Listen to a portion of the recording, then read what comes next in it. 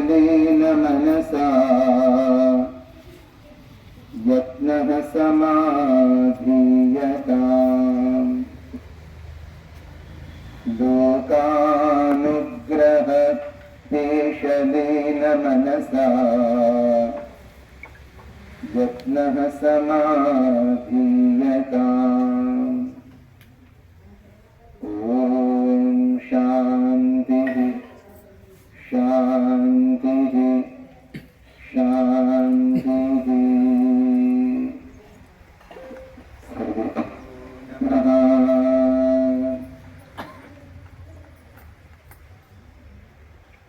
వైదిక కన్యా గురుకుల సంస్థాపకులు నిర్వాహకులు చతుర్థ ఆశ్రమమైనటువంటి సన్యాసాశ్రమములో దీక్షితులైనటువంటి వారు గౌరవనీయులు ఆచార్య స్వామిని సాధ్వి సునీత గారు గురుకులములో పొందినటువంటి జ్ఞానాన్ని ఆ జ్ఞానామృతాన్ని ఆధునిక పద్ధతుల ద్వారా జిజ్ఞాసులకు అందజేసే పనిలో తనను తాను సమర్పించుకున్నటువంటి ఆచార్య లోకేష్ గారు సంతానం కేవలం భౌతిక సిరి సంపదలకు మాత్రమే వారసులు కాదు, భౌతిక సిరి సంపదలతో పాటు పెద్దల యొక్క ఆధ్యాత్మిక ధార్మిక సంపాదనను కూడా వారసత్వంలో స్వీకరించాలి. ఇక్కడికి వచ్చి నాకు అన్నిటితో బాగా నచ్చింది ఏంటి అని అడిగితే ఒక చిన్న వాక్యం గోడ మీద పోస్టర్ మీద రాసినటువంటి చిన్న వాక్యం. నేను చాలా చోట్ల ప్రయాణం చేస్తూ ఉంటాను. భారతదేశంలో దాదాపు 23-24 రాష్ట్రాలను నేను ప్రయాణం చేశాను. ఎవరైనా ఒక్కసారి నన్ను నిలబెట్టి అడిగితే ఆర్య సమాజం అంటే ఏంటి కొంచెం తడుముకోవాల్సి వస్తుంది చెప్పాలంటే. కానీ ఇక్కడికి వచ్చిన తర్వాత ఒక అందమైన వాక్యం కనిపించింది. మీకు కూడా కనిపించింది కదా, వేద ధర్మ ప్రచార సంస్థ. ఆర్య సమాజం అంటే ఏంటి చెప్పండి? వేద ధర్మ ప్రచార సంస్థ. సినిమావాడిని అడగండి ఆర్య సమాజం అంటే ఏంటి, సినిమా వాళ్ళని ఇంకేదో చెప్తారు. టీవీ వాళ్ళని అడగండి ఇంకేదో చూపిస్తారు. పత్రికా విలేకరులను అడగండి ఇంకేదో చెప్తారు. కొంచెం పేరు వికృతమైపోయింది సమాజంలో, కొంచెం చెడు పేరు వచ్చేసింది. కానీ ఒక మంచి అందమైన వాక్యం, ఈ హృదయానికి ఆహ్లాదాన్ని కలిగించేటువంటి ఒక చిన్న వాక్యం ఈ సంస్థలో ప్రవేశించగానే నాకు కనబడింది. అది వేద ధర్మ ప్రచార సంస్థ. ఇక మీద ఎవరైనా నన్ను దేశంలో కానీ విదేశంలో కానీ అడిగితే ఇంక నేను తడుముకోను. ఆర్య సమాజం అంటే ఏంటి ఇంకా తడుముకోవాల్సిన అవసరం లేదు. చాలా బాగా చెప్తున్నారు మీరు. నేను నా గురించి చెప్తున్నాను, నేను తడుముకుంటున్నాను. వేద ధర్మ ప్రచార సంస్థ చాలా బాగా చెప్పారు మీరు. కాబట్టి అందరూ ముందు ఈ పేరుని మీ హృదయంలో ముద్రించండి, జీర్ణింపజేసుకోండి ఈ వాక్యాన్ని. కానీ ఈ వాక్యాన్ని అర్థం చేసుకోగానే మనకు కనబడని కొన్ని బాధ్యతలు మన మీదకి వస్తాయి. వేద ధర్మ ప్రచార సంస్థ అని ఈ చిన్న వాక్యం మనం అంగీకరించగానే స్వీకరించగానే కంటికి కనబడనటువంటి కొన్ని బాధ్యతలు మన మీదికి వస్తాయి. ఇప్పుడు నేను మిమ్మల్ని ప్రశ్నిస్తున్నాను. 30 సంవత్సరాలు పూర్తయిన సందర్భంగా ఇక్కడ ఆర్య సమాజ వార్షికోత్సవం జరుపుకుంటున్నాము. మీరు ఆ బాధ్యతను స్వీకరించడానికి సిద్ధంగా ఉన్నారా? ఉన్నారా? వేద ప్రచార బాధ్యత, వేద ప్రచారాన్ని ఈ పేరును మనం స్వీకరించాము అంటే బాధ్యతను కూడా స్వీకరించాలి.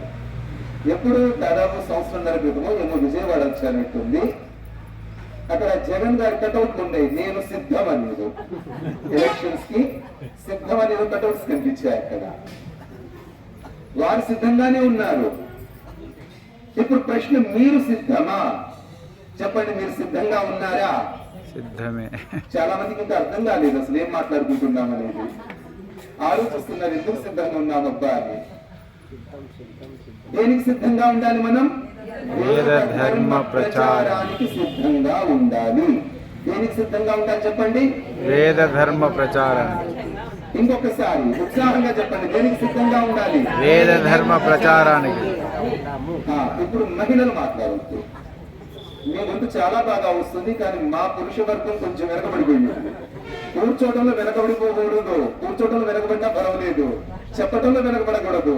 చెప్పండి, వేద ధర్మ ప్రచారం. సిద్ధంగా ఉన్నారా? సిద్ధంగా ఉన్నాం. దేనికి? వేద ధర్మ ప్రచారానికి. కానీ ఎలా చేస్తారు? వినేవాళ్ళు లేనప్పుడు ప్రచారం ఎలా చేస్తారు? చేయాలి కదా. నేను పోయినసారి హైదరాబాద్ వచ్చినప్పుడు 2 సంవత్సరాల క్రితం ధర్మ విరాట్ పత్రికను నడిపేవారు. ఏం పేరు వారి పేరు? ప్రభాకర్ దేవ్ గారు. వారు ఫోన్ చేస్తే ఒక వాక్యం గురించి మాట్లాడుతున్నాము, క్రిణ్వంతో విశ్వమార్యం.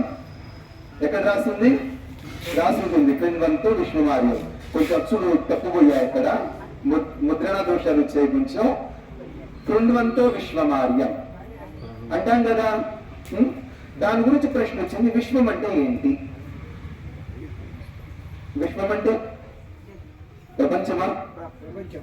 విశ్వం అంటే ప్రపంచం.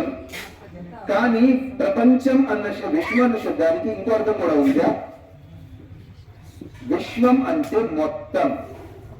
విశ్వం అంటే విశ్వం భోజనం ఖాదామి.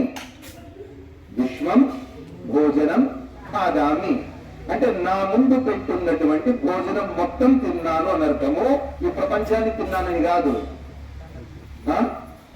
ఈ ప్రపంచాన్ని తిన్నానని కాదు. దానికి అర్థం విశ్వం అనేది యాడ్జెక్టివ్ గా కూడా పనిచేస్తుంది, నౌన్ గా కూడా పనిచేస్తుంది. అర్థమవుతుందో చెప్పేది నేను? ఇంగ్లీష్ లో శబ్దాలు ఉన్నాయి, యాడ్జెక్టివ్, నౌన్. దీన్ని తెలుగులో ఏమంటాము? నామవాచకము విశేషణము అని అంటాం. ఏమంటాం? నామవాచకం విశేషం. సంస్కృతంలో ఉన్న ఈ విశ్వం అన్న శబ్దము నామవాచకము మరియు విశేషణం రెండు. ఇది నామవాచకం అయితే దానికి అర్థం ప్రపంచం. విశ్వం అన్న శబ్దం నామవాచకంగా వాడుకున్నట్లయితే దానికి అర్థం ఏంటి? ప్రపంచం. విశ్వం అన్నదాన్ని విశేషణంగా వాడుకుంటే దానికి అర్థం మొత్తం. ఇప్పుడు బయట ప్రపంచాన్ని ఆర్యులుగా మార్చడం తర్వాత ముందు నన్ను నేను మొత్తంగా ఆర్యుడిగా మార్చుకోవాలి. ఏం చేయాలి చెప్పండి? నన్ను నేను మొత్తంగా ఆర్యుడిగా మార్చుకోవాలి. నన్ను నేను మార్చుకోవాలి. ఎవరైతే స్వయంగా మార్పు పొందరో వారిలో బలం తగ్గిపోతుంది. వారిలో బలం తగ్గిపోతుంది. మహాత్మా ప్రభు ఆశ్రిత్ మహారాజుని ఒక పెద్ద సాధకుడు ఉండేవాడు. ఆయన 2 మంచి వాక్యాలు చెప్పాడు, నేను మీకు చెప్దామనుకుంటున్నాను. ఆయన ఏమని చెప్పాడు? 2. ఒకటేంటి? ఒకటేమో మార్పు. ఏంటి? మార్పు. ఇంకొకటేమో లాభం. ఇంకోటి ఏంటి? లాభం. ఈరోజు నేనే కోరుకుంటాను, లాభం అనేది వస్తే ముందు నాకు రావాలి, మార్పు అనేది జరగాలంటే ముందు మీరు జరగాలి. అర్థమవుతుందా మీకు? నేనేం కోరుకుంటాను? మారాల్సిన అవసరం వస్తేనేమో మీరు మారండి. ఏమన్నా లాభం పొందే అవసరం వస్తేనే ముందు నేను పొందుతా.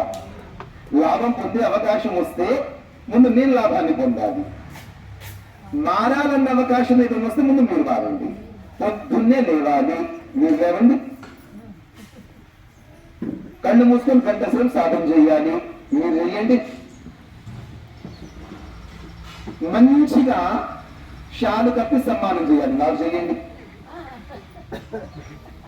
అర్థమవుతుందా?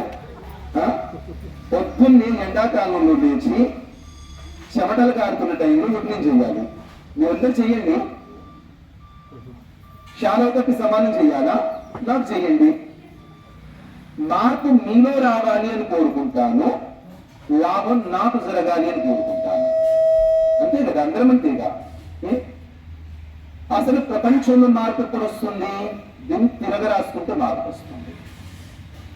ఏదైనా లాభం జరిగే అవకాశం కల్పిస్తే ముందు మీకు జరగాలి. ఏదైనా లాభం జరిగే అవకాశం వస్తే ముందు మీకు జరగాలి అని కోరుకొని, ఏదైనా మార్పు రావాలి అని అంటే నాలో రావాలి అని కోరుకున్నప్పుడు ప్రపంచం స్వర్గంగా మారిపోతుంది. అర్థమైంది ఎవరికన్నా? రెండు మాటలు మాట్లాడుకుంటున్నాం మనం. క్రిందంతో విశ్వమార్యం, విశ్వజనులను ఆర్యులుగా చేయండయా అని దీనికి మన పాట కూడా రాసుకున్నాం. విశ్వజనులను ఆర్యులుగా చేయండయా. ముందు స్వయంగా మనకు మనము పరిపూర్ణంగా ఆర్యులుగా మారాలి. తర్వాత మన కుటుంబ సభ్యులను చూసుకోవాలి. అప్పుడు మనం అనగలం వేద ధర్మ ప్రచారానికి మేము సిద్ధంగా ఉన్నాము. అర్థమైందా?